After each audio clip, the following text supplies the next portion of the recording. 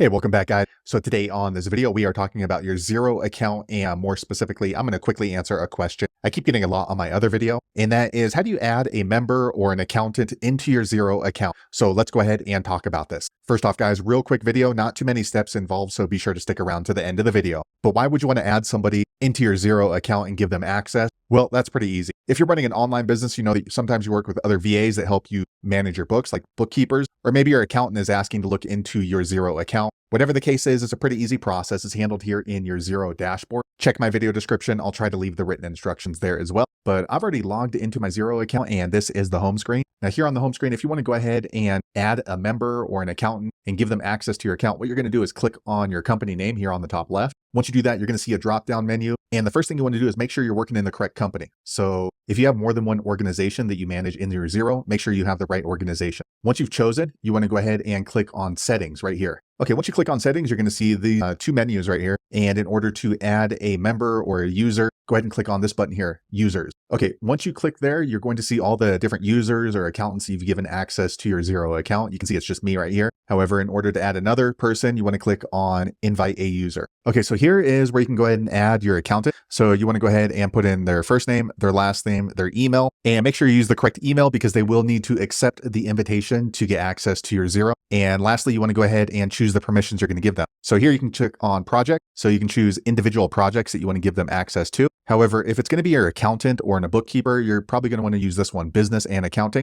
Once you click on there, it's going to give you different levels of business and accounting. So invoice only. So this person would only be able to have access to the invoicing feature. However, if it's a bookkeeper or an accountant, generally you're going to use advisor. So they do let you know right here, this role has full access and includes advanced accounting features. It's ideal for accountants and bookkeepers. And then down here at the bottom, you can go ahead and add a message, especially if you're working with an accounting company. You want to go ahead and just type something in here so that way they know what this Xero access is for. Next, you want to go ahead and click on send invite down here on the bottom right in blue. Okay, a quick second later, the page refreshes. Now you can see this person I've invited as a member into my Xero account. So it's in the pending section because they have not accepted the invitation. So they'll need to go into their email and click accept. So there you have it, guys. If you're wondering how to add a member like an accountant into your Xero account, that's the easiest way I know how to do it. If you know an easier way, be sure to leave a comment below. Let the rest of us know how you did it. Hopefully you found that video useful. If so, click thumbs up or maybe consider subscribing to my channel, and I hope to see you on the next video. Thanks again for watching.